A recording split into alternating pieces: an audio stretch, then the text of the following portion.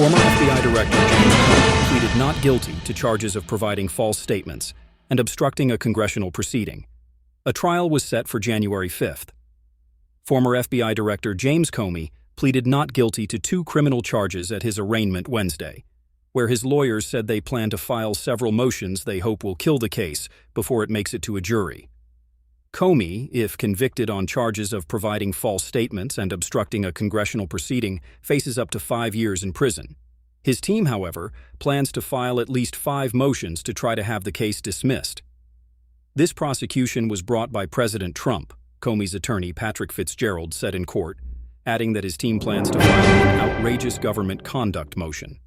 This prosecution was brought by President Trump, Comey's attorney Patrick Fitzgerald said in court, adding that his team plans to file an outrageous government conduct motion.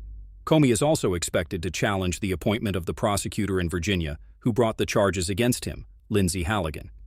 Others will argue that the case is a vindictive and selective prosecution and question the fairness of the grand jury proceedings. Oral arguments on the issues are scheduled to take place in November and December. A trial was set for January 5th, and attorneys on both sides said they expect it to last 2 to 3 days. Prosecutors did not request that Comey be detained ahead of his trial. Judge Michael Nachmanoff made clear Wednesday that he does not want the parties to slow-walk the fact-finding process in the trial. "I'm not going to let things linger," in this case, Nachmanoff said, adding that he expects both sides to turn over evidence quickly.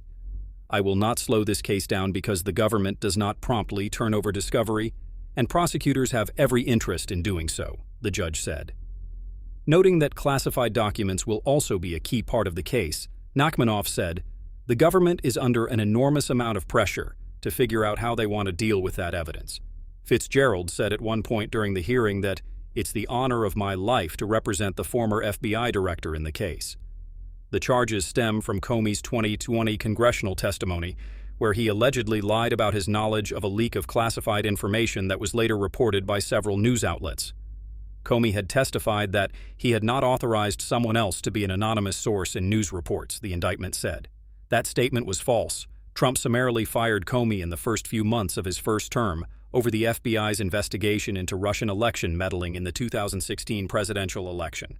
In a social media post addressed to Attorney General Pam Bondi in September, the president openly called for the Justice Department to go after several of his political foes, including Comey. "We can't delay any longer. It's killing our reputation and credibility," Trump wrote to Bondi in the social media post. "They impeached me twice and indicted me 5 times, over nothing. Justice must be served now. My heart is broken for the Department of Justice, but I have great confidence in the federal judicial system, and I'm innocent," Comey said in a video message following his indictment late last month. The former director added, "Let's have a trial and keep the faith." Follow this channel, EcoKinnel TV News, for more updates on international news.